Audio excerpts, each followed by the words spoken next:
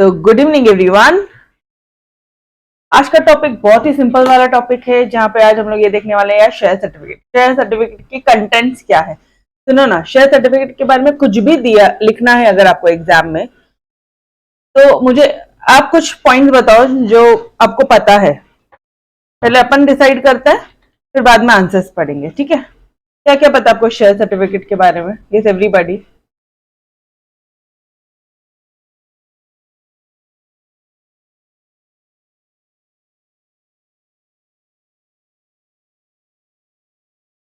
बोलो, क्या क्या चीजें पता है शेयर सर्टिफिकेट के बारे में?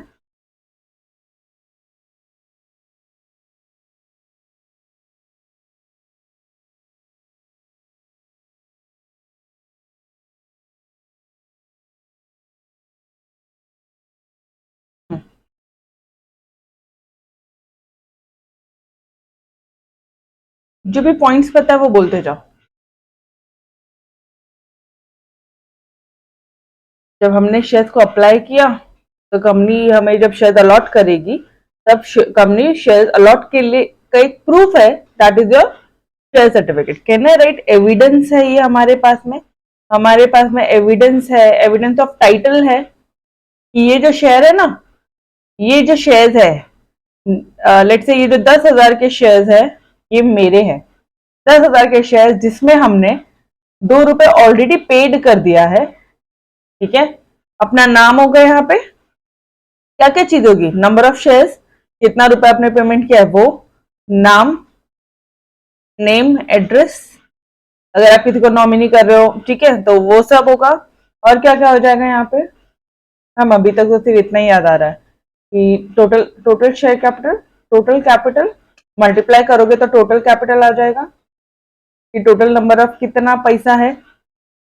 Done everybody. और क्या क्या बोलोगे? इट्स एन एविडेंस बोल दो, या प्रूफ बोल दो, या फिर बोलो कि भैया ओनरशिप। इट मीन्स कि भैया हमारे पास में कंपनी के जो शेयर है, we are the owner of दो शेयर्स। Done everyone. कब लिया, कितने का लिया? Yes, very good. डेट, किस दिन, डे, डेट, मंथ, ये पूरा पार्ट होगा, है ना। ओके और क्या क्या चीजें आ सकती है यहाँ पे? Yes high Rucha. और क्या होगा? और भी तो लिखना पड़ेगा ना हमें। शेयर सर्टिफिकेट इश्यू कौन करता है? कंपनी। ये तो तुम्हारे एंगल से बातें हो गई, ठीक है। कंपनी के पॉइंट ऑफ व्यू से सोचो ना जरा, शेयर सर्टिफिकेट कौन इश्यू करेगा? बोर्ड ऑफ डायरेक्टर्स के पास तो टाइम नहीं है, वो ऑथोराइज करेगी कंपनी सेक्रेटरी को, और कंपनी सेक्रेटरी 2 मंथ्स के अंदर, कल ही पढ़ा था, 2 मंथ्स के अंदर from the date of allotment of shares, ये देखो इधर, याद आ रहा है, जिस दिन शेयर अलॉट किया, 2 months from the date of allotment, from the date of allotment वो शेयर इश्यू कर देंगे। या फिर मान लो अगर इनको एप्लीकेशन मिला है ट्रांसफर का, अपने मन से क्या क्या चीजें ठोक सकते हो वो पूछ रही हूँ आपसे। अगर उनको एप्लीकेशन मिला है फॉर ट्रांसफर, तो ठीक है, हम लोग यहाँ पे शेयर को ट्रांसफर कर देंगे, ठीक है। अगर ट्रांसमिशन का एप्लीकेशन मिला है, ट्रांसमिशन मतलब अपने आप ट्रांसमिशन हो जाता है शेयर का। मान लो किसी जो ओनर है, जो शेयर होल्डर है, उसकी मान लो डेथ हो गई है, तो वो उसके लीगल रिप्रेजेंटेटिव पे चला जाएगा। तो ऐसे केस में ये सारी प्रोसीजर्स कौन फॉलो करेगा? ऑब्वियसली ये शेयर्स को ट्रांसफर करना, ट्रांसमिशन करना कंपनी सेक्रेटरी करेगा, ठीक है। कितने मंथ्स में करेंगे, कितने मंथ्स में करेंगे गाइस? ये चीज ध्यान रखना, इस केसेस में 1 मंथ, 1 मंथ के अंदर अंदर शेयर सर्टिफिकेट इश्यू हो जाएगा। डन। और क्या लिखेंगे हम लोग यहाँ पे? शेयर शेयर शेयर, और कुछ ज्यादा है, शेयर का ट्रांसफर हो गया, शेयर का ट्रांसमिशन हो गया, बोर्ड ऑफ डायरेक्टर्स देंगे कंपनी सेक्रेटरी को। और क्या बोलोगे यहाँ पे? और कुछ याद आ रहा है? आंसर्स बढ़ाना है आपको, नो डाउट, ठीक है, आंसर्स बढ़ाने हैं। और क्या लिखोगे, सोचो जरा। Yes, very good. सबसे इंपॉर्टेंट पार्ट तो ये कि मान लो कल चल के डिस्प्यूट हो जाता है और कंपनी बोलती है कि नहीं, ये तो हमारी कंपनी की शेयर ही नहीं है, ऐसा कोई शेयर सर्टिफिकेट हमने इश्यू नहीं किया। उस केस में it will be act as an evidence to title.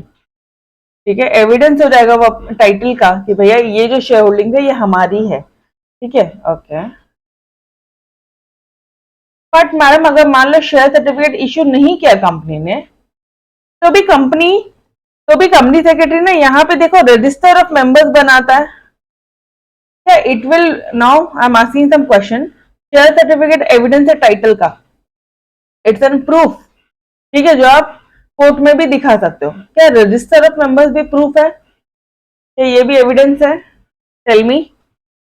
कल चल के कोई लड़ाई झगड़ा हो गया या कल चल के कोई डिस्प्यूट्स आ गए तो क्या आप रजिस्टर ऑफ मेंबर्स को का सहारा ले सकते हो या नहीं? टेल मी।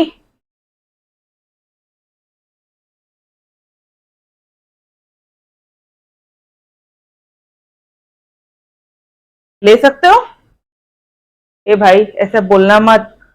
नहीं, नहीं ले सकते हो। आपके पास में क्या है? आपके पास में क्या है?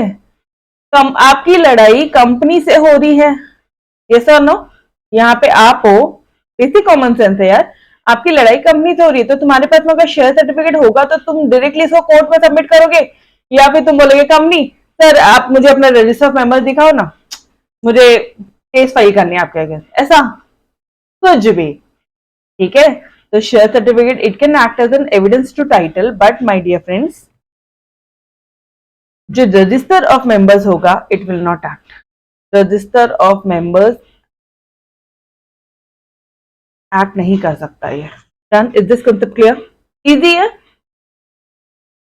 पागल है क्या कंपनी वाले? पागल है क्या जो तुमको केस फाइल करने के लिए देंगे? तो हमेशा ध्यान रखना, अगर एविडेंस टू टाइटल बोला तो सिर्फ और सिर्फ शेयर सर्टिफिकेट लिखोगे, वहां पे register of members. And another way, एक और कंसेप्ट, ठीक है, ये तो मैंने आपको लॉजिकली बताया, ये स्टैट्यूटरी बुक्स है।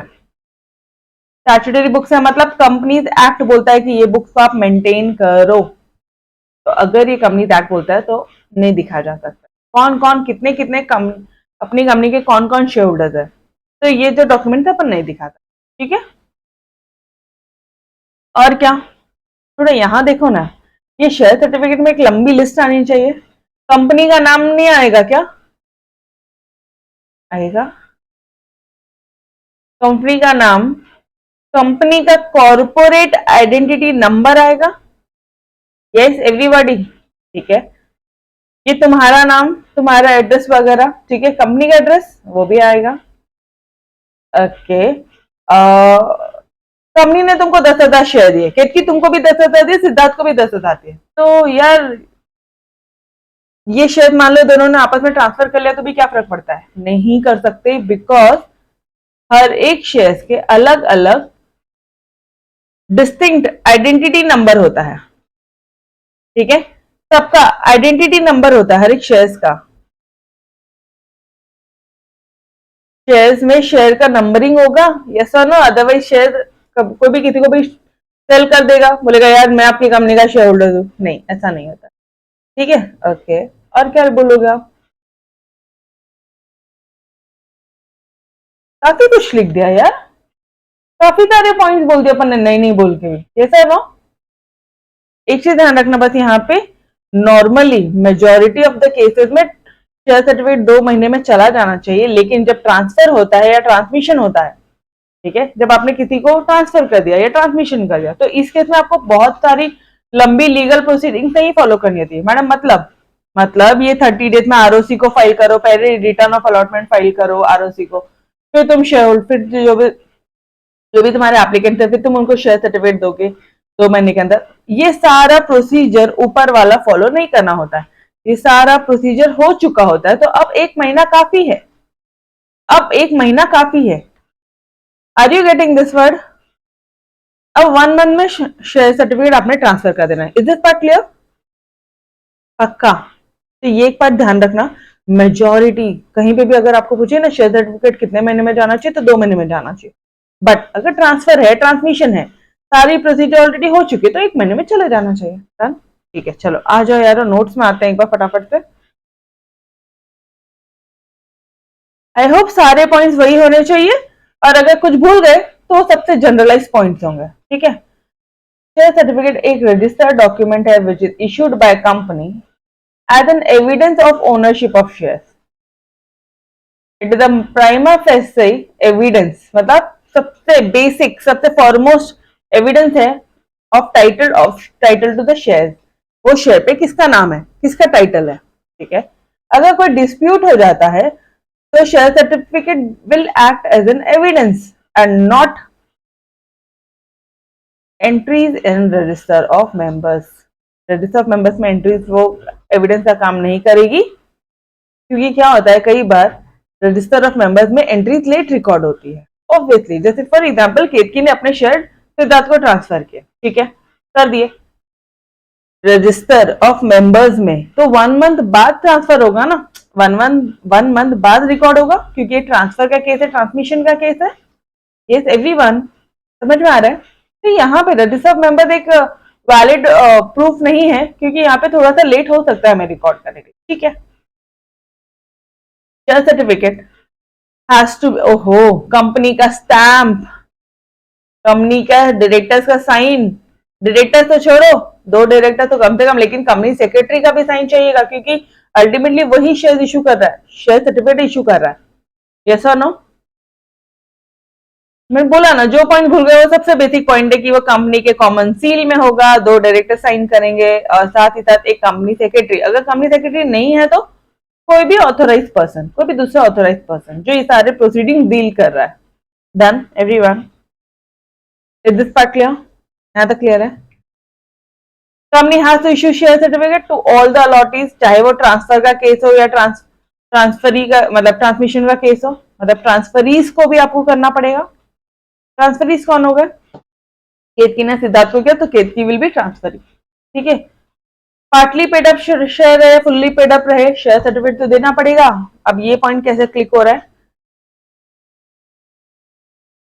2 रुपए आए हैं अलॉटमेंट के, लास्ट का एग्जाम्पल, थोड़ा कल का लेक्चर थोड़ा ध्यान रखोगे तो सिर्फ और सिर्फ 2 रुपए आए हैं। एप्लीकेशन का पैसा तो आ गया था, अलॉटमेंट का पैसा हमने कॉल किया, ठीक है। ये देखो, उन्होंने एक अलॉटमेंट लिस्ट प्रिपेयर की, बाद में वो लोग यहाँ पे कॉल कर रहे हैं अलॉटमेंट का पैसा, और यहाँ पे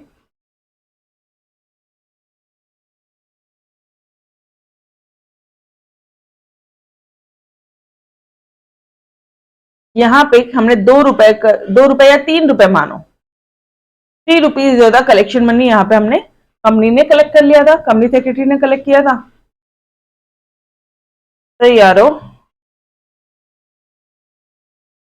आपको नहीं लगता कि जो 3 रुपीज है this is your partly paid up? अभी तक शेयर्स की फुल वैल्यू अपने फुल प्राइस आपने पेड अप नहीं करी है, कैसा no?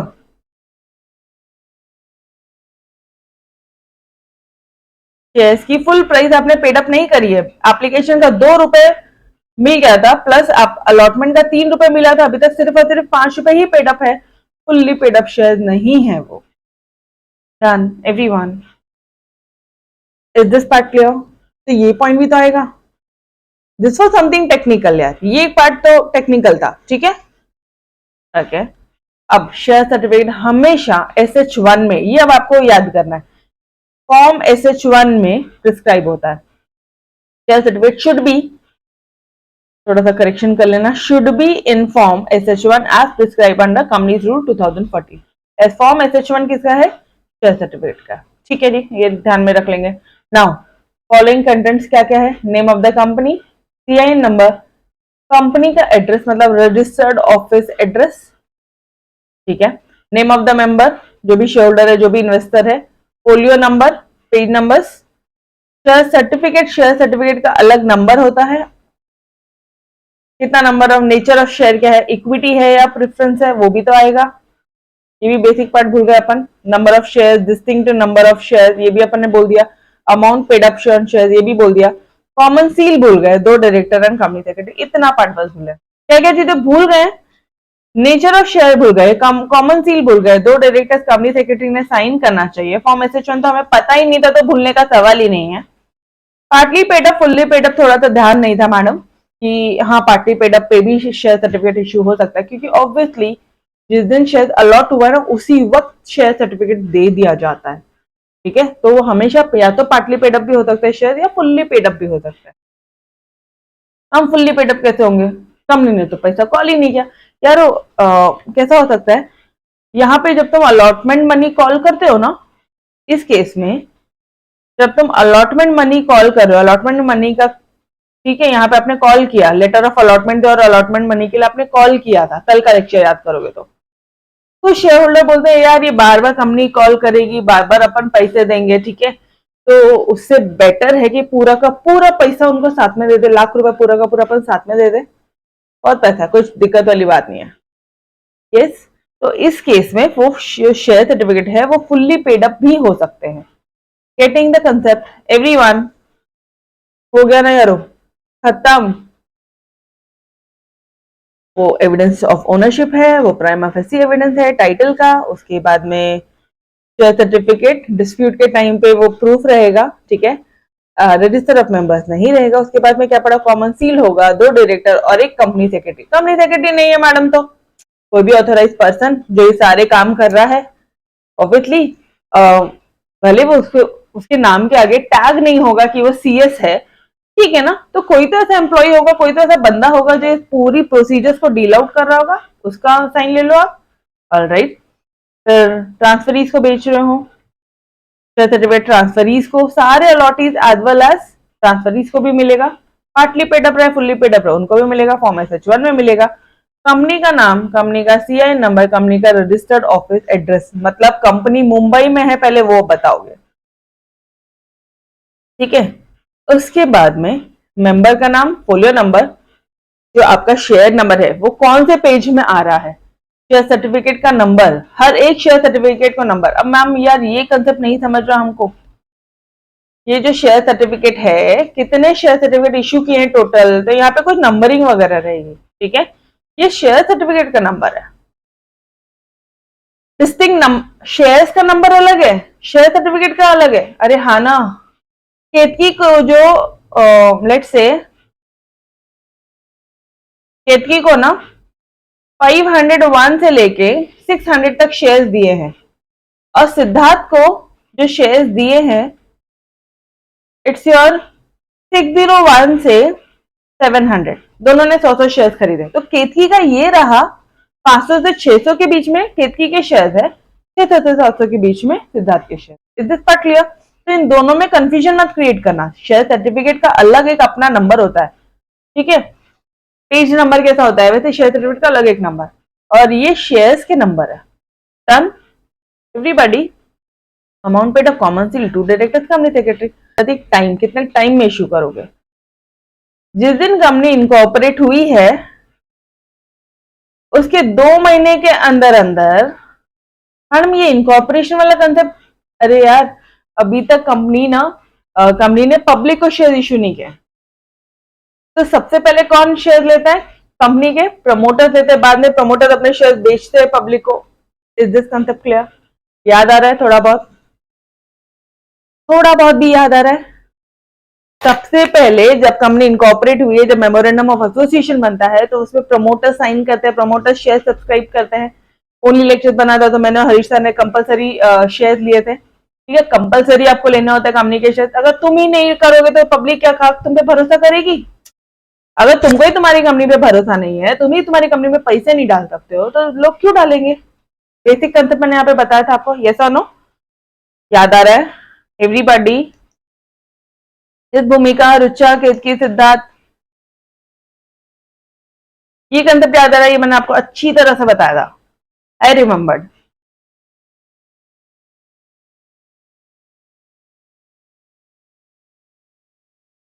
Waiting for your comments. Yes, okay.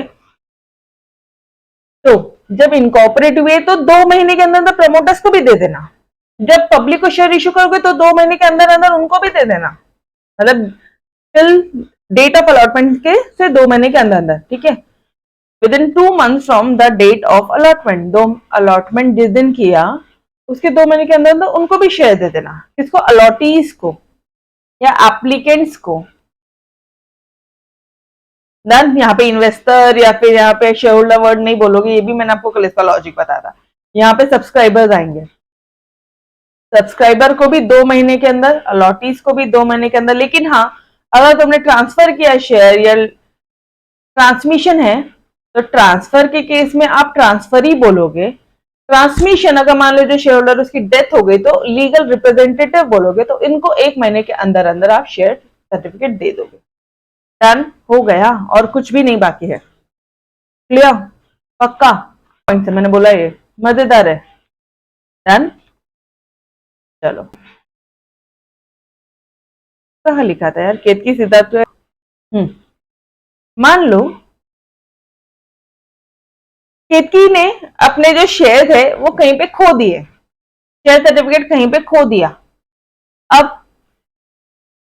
What will be the procedure? हम डुप्लीकेट शेयर सर्टिफिकेट ले लेंगे, ठीक है, मैं पता है आपको डुप्लीकेट शेयर सर्टिफिकेट का ये मिलता है। ओके, बट कितने दिन में मिलेगा वो? नॉर्मली 2 महीने में मिलता है। तुम डुप्लीकेट शेयर सर्टिफिकेट मांग रहे हो, तो क्या कंपनी एक बार अनाउंसमेंट नहीं करेगी? कंपनी अनाउंसमेंट करेगी न्यूज़पेपर में। अभी न्यूज़पेपर है, ठीक है, कंपनी न्यूज़पेपर में एक अनाउंसमेंट देगी कि भैया ये 501 से लेके 600 के जो शेयर है ना, शेयर सर्टिफिकेट जो है ये खो गया है, ठीक है, ये नहीं मिल रहा है। किसी को मिला है तो प्लीज ये शेयर सर्टिफिकेट हमको रिटर्न कर दो।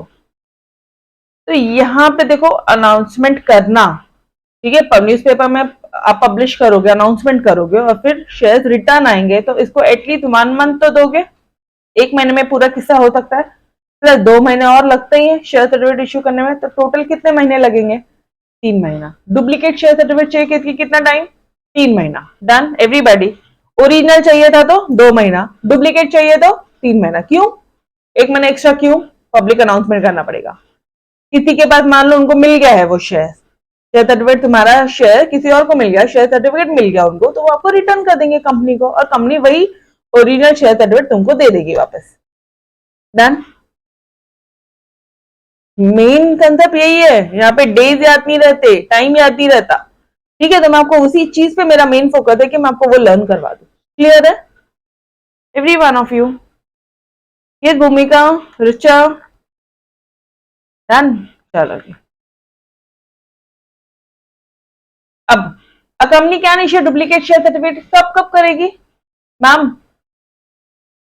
जब वो ना फट गया है, म्यूटिलेटेड हो गया है, ये डीफेस्ड हो गया है, ठीक है, उसका चेहरा बराबर से दिख नहीं रहा है, लाइट हो गया है, and is surrender to the company. जब ओरिजिनल शेयर सर्टिफिकेट को जब आप सरेंडर कर दोगे कंपनी को, तब कंपनी आपको डुप्लीकेट शेयर सर्टिफिकेट देगी, ठीक है। It has been proved by the holder कि भैया ओरिजिनल शेयर सर्टिफिकेट जो है वो लॉस्ट हो गया है, डिस्ट्रॉयड हो गया है। या फिर ये एग्जांपल जो मैंने केतकी का लिया था कि मैम घूम गया शेयर, पता नहीं लॉस्ट हो गया। डन। अच्छा, अगर लॉस हो जाएगा तो कंपनी नोटिस देगी, न्यूज़पेपर में अनाउंस करेगी कि भैया ये जो शेयर सर्टिफिकेट है ये लॉस हो गया है, और वो फाइंडर को बोलेगी कि प्लीज रिटर्न कर दो आप कंपनी को। अगर कंपनी को कोई रिस्पॉन्स नहीं मिल रहा है पब्लिक को within the specified time, तो कंपनी इशू करेगी डुप्लीकेट शेयर सर्टिफिकेट। और डुप्लीकेट शेयर सर्टिफिकेट कब तक इशू हो जाना चाहिए? 3 months from the date of application, and company issued only to registered share holder. अब इस बार मुझे एक बार बताओ, ऑलरेडी तो घुमा दिया, अब क्या केतकी के बदले में सिद्धार्थ को देगी? नहीं, सिर्फ और सिर्फ केतकी को ही हैंड ओवर किया जाएगा। अब संभल के रखना। डन। कॉलेज में जाते बुक्स लेने के लिए, तो जो क्या बोलते जो स्टूडेंट है उसी को बुक दिया जाता है, उसके बिहाफ में किसी और को नहीं दिया जाता। Duplicate it should be in bold letter, वो बोल्ड में होना चाहिए कि भैया डुप्लीकेट शेयर सर्टिफिकेट है। हैवी पेनल्टी मिलेगी अगर, देखो, if it has issued duplicate share certificate with the intent to defraud. अगर मान लो कंपनी ने खुद ने ही मान लो डुप्लीकेट शेयर सर्टिफिकेट इश्यू कर दिया, कंपनी से ही गलती हो गई, कंपनी से हो गई मतलब बोर्ड ऑफ डायरेक्टर्स या कंपनी सेक्रेटरी से हुई होगी, तो आपको हैवी पेनल्टी बैठेगी बॉस। और मैम कंपनी क्यों इश्यू कर सकते थे? कई बार कंपनी किस तरह से फ्रॉड करेगी? कंपनी ने क्यों double double share certificate issue किया होगा? कंपनी ने एक जो शेयर है 501 नंबर का जो शेयर है, ठीक है, नंबर का जो शेयर है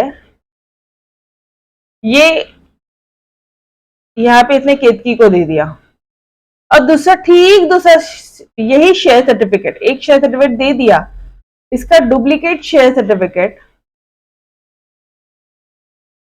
वो रुचा को दे रही है। अच्छा, कब देगी शेयर सर्टिफिकेट?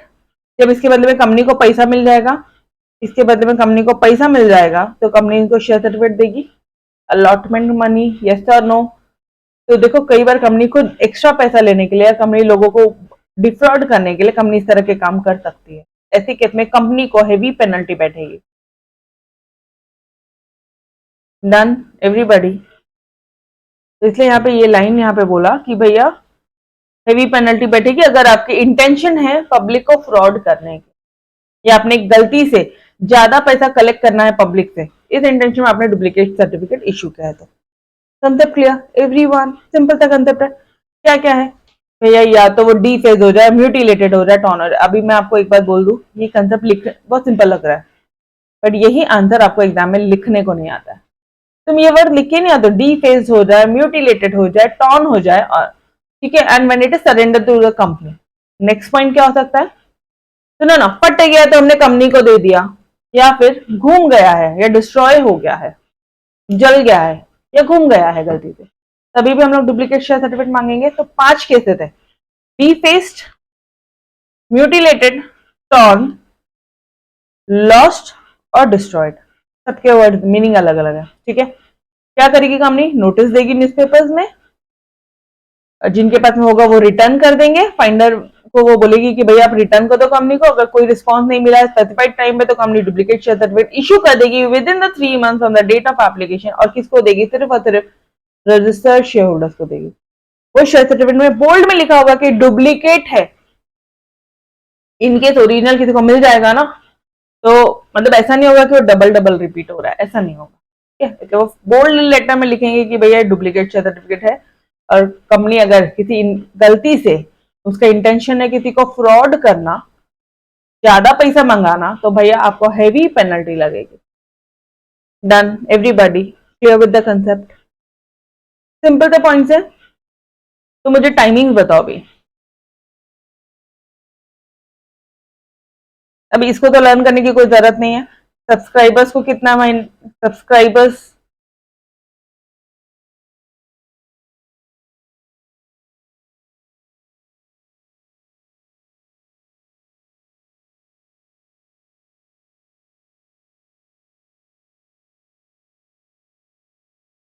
सब्सक्राइबर्स को भी 2 महीने के अंदर अंदर देगी,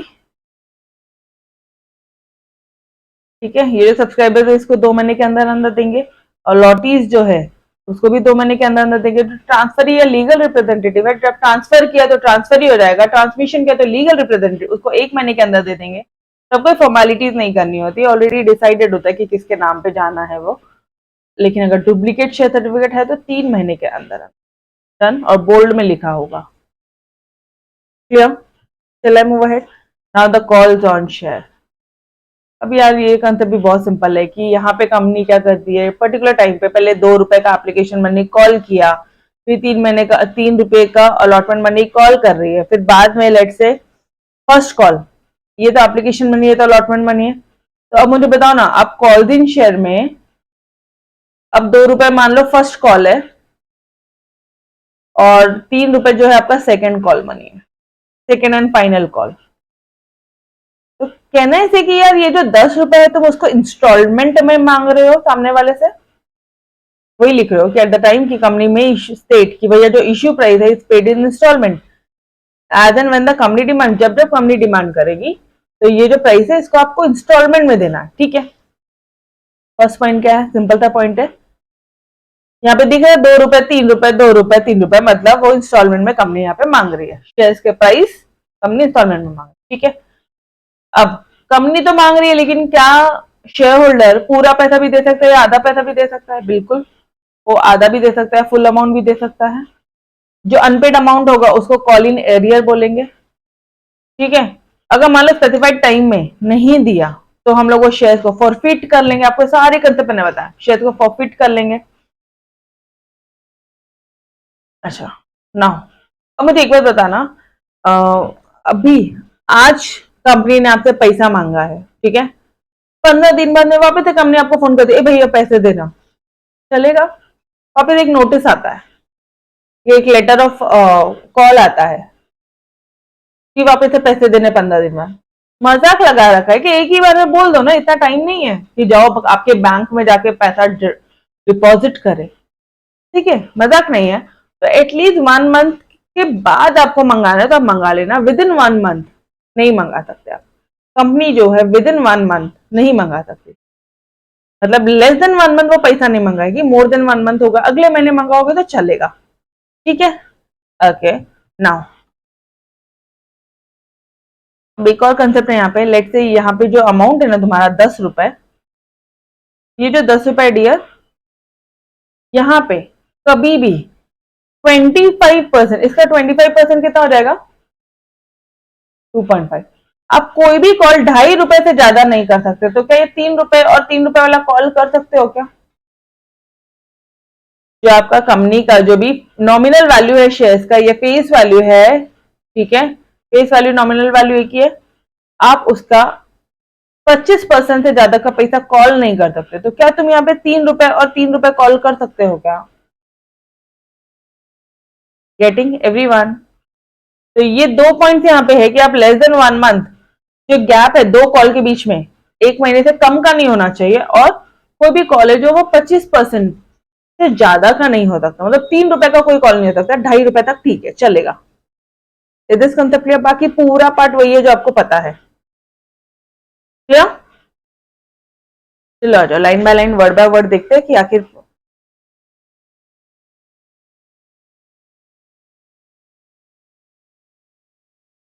कौन से पॉइंट छूट गए हैं, क्या है। At time of issue company में स्टेट कि जो इश्यू प्राइस है वो आप इंस्टॉलमेंट में पेड करना जब जब कंपनी डिमांड करेगी। Share holder has to pay part और full amount of the unpaid amount, obviously. मान लो 10 रुपए में 2 रुपए पे कर दिया है, तो बचे हुए जो 8 रुपए है वो अनपेड अमाउंट हो जाएगा, जो रिमेनिंग अमाउंट है उसी में से करेगी, उसको कॉल्स ऑन शेयर्स बोलेंगे, ठीक है। The unpaid amount on partly paid up share is the liability, और अगर शेयर होल्डर फेल करेगा तो कंपनी फॉरफिट कर लेगी। 8 रुपए जो देना है वो तुम्हारी लाइबिलिटी बन गया, ये वाला पार्ट है। 8 रुपए जो देना तुम्हारी लाइबिलिटी है, और अगर नहीं दिया तो कंपनी आपके शेयर जब्त कर लेगी। 2 रुपए के बारे में पूछना मत हमसे, जब्त कर लिया है, ठीक है। कौन देगा? ऑब्वियसली बोर्ड ऑफ डायरेक्टर ही करेंगे कॉल। कॉल करना है कंपनी को, तो कंपनी क्या ऑब्वियसली कोई कॉल लेटर देगी या नोटिस देगी शेयर होल्डर को, उनको रिक्वेस्ट करेगी। ये नोटिस कितने दिन में जाना चाहिए? कम से कम 14 दिन पहले तो नोटिस होनी चाहिए, ठीक है। फिर 2.5 रुपए से ज्यादा नहीं मंगा सकते, मतलब 25% ऑफ द नॉमिनल वैल्यू के ऊपर आप पैसा नहीं मंगा सकते हो। जो गैप होना चाहिए वो 1 महीने से कम का नहीं होना चाहिए, एंड रूल्स और प्रोसीजर जो भी है एओए में दिए हुए हैं वो आपको फॉलो करना है। डन, सिंपल है, सिंपल द कंसेप्ट है, यस और नो? Clear everyone? सिंपल है यार, मतलब इसमें कुछ भी नहीं है। मैंने आपको स्टार्टिंग लेक्चर में ही बता दिया था कि जब कंपनी से को कॉल किया है और अगर कॉल नहीं दिया तो वो कंपनी आपके शेयर्स को फॉरफिट कर लेगी। Now your next point is your forfeiture of the share. Shares को फॉरफिट कर रही है, जब्त कर रही है। अच्छा, शेयर को फॉरफिट कर रही है, जब्त कर रही है, तो क्या अब भी तुम ओनर रहोगे क्या? ओनरशिप रहेगी तुम्हारी? नो वे, अब तुम कंपनी के ओनर नहीं हो, ठीक है। मान लो केतकी के शेयर कंपनी ने फॉरफिट कर लिए, तो अब केतकी ओनर है शेयर की? नहीं है।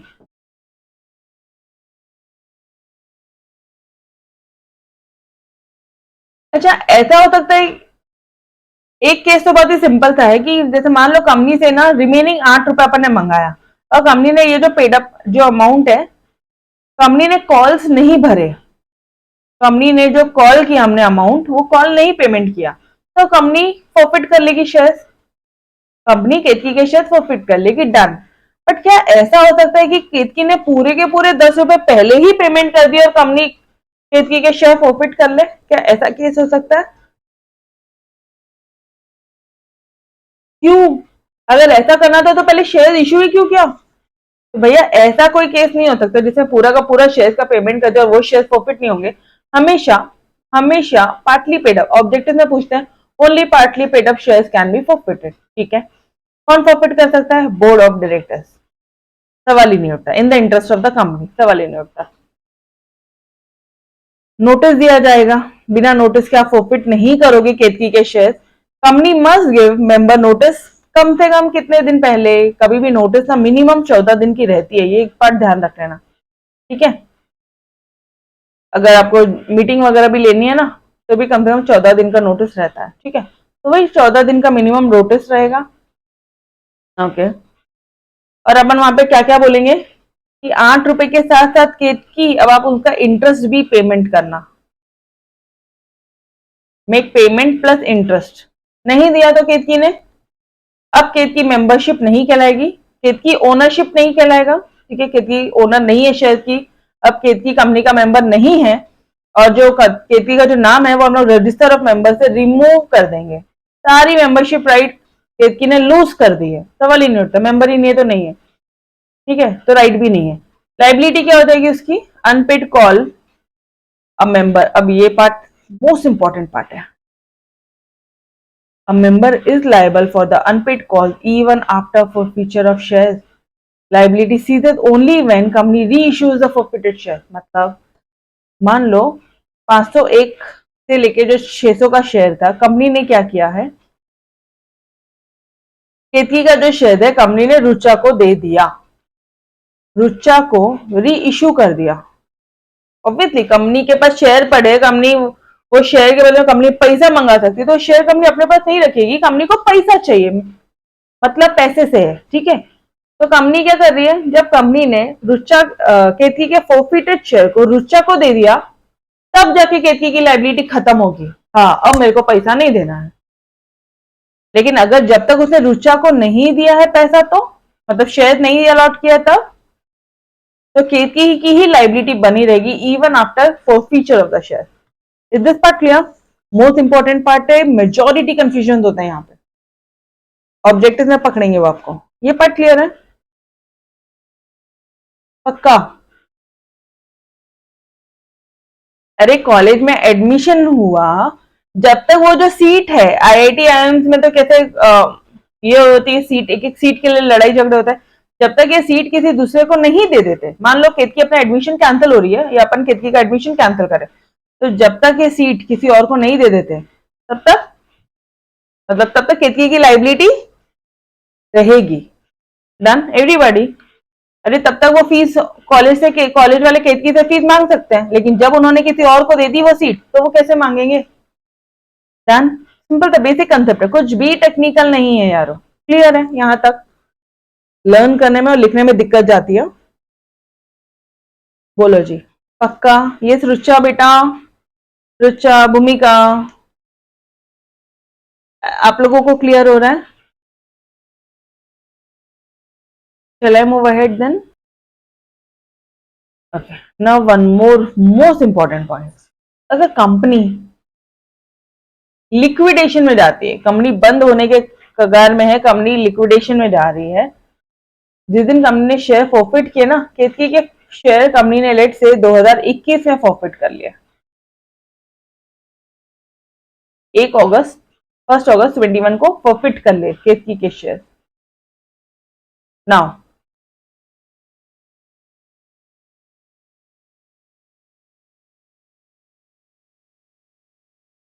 शेयर फॉरफिट किए, री इश्यू नहीं किया अभी तक, मैंने एक बार वापस से क्लियर कर दूं, शेयर फॉरफिट किए, लेकिन ये जो केतकी के शेयर है ये अभी तक रुचा को री इश्यू नहीं किया। ठीक है, तो केतकी की लाइबिलिटी बनेगी कि रिमेनिंग पैसा दे दो 8 रुपए, केतकी अब तो देना ही पड़ेगा।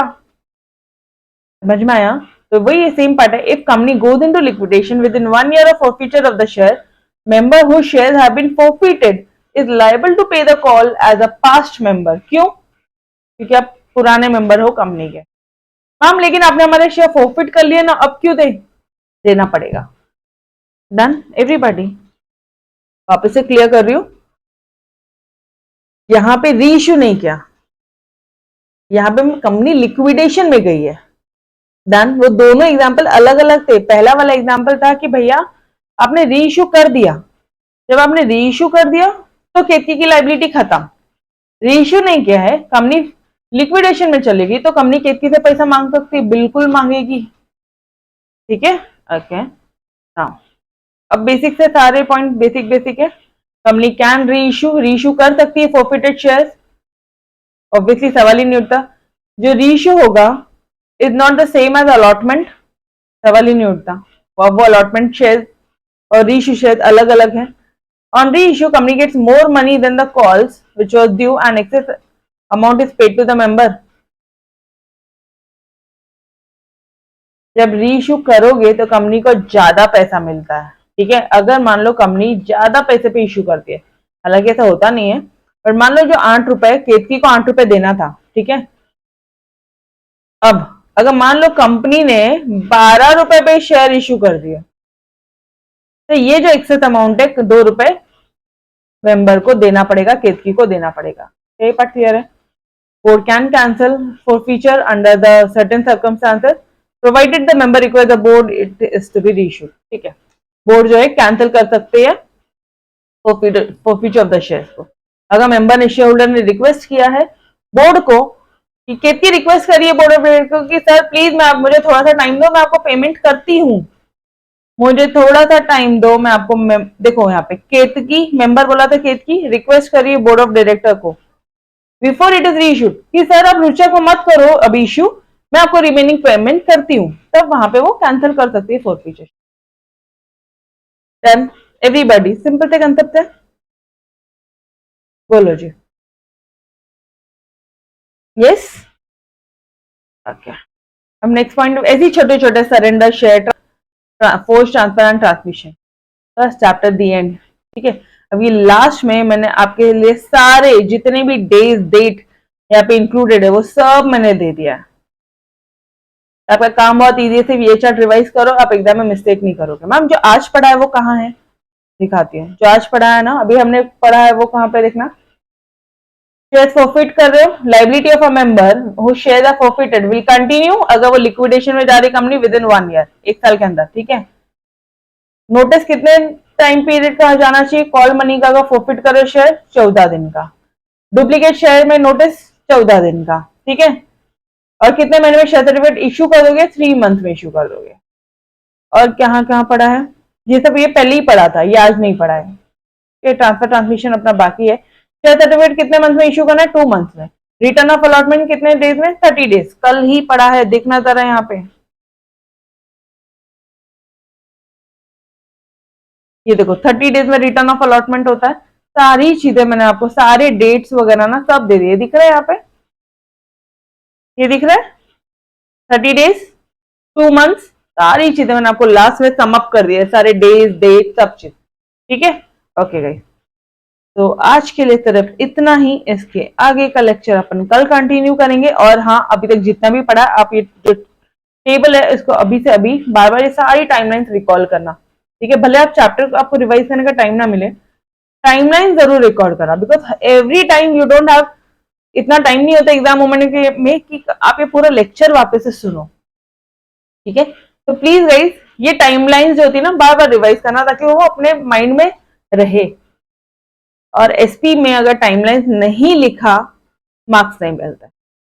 आई एम नॉट सेइंग सारे टाइमलाइंस एक दिन सब याद होना चाहिए, लेकिन कुछ टाइमलाइंस, अगर आपका बोर्ड एग्जाम का पेपर है 10 से 12 टाइमलाइन तो लिखनी ही लिखनी है। ठीक है, अदरवाइज मार्क्स नहीं मिलेंगे। ऑलराइट, ओके, तो we will stop till here. इसके आगे का अपन कल कंटिन्यू करेंगे। ठीक है, तो bye everyone, bye bye, take care, खुदा हाफिज।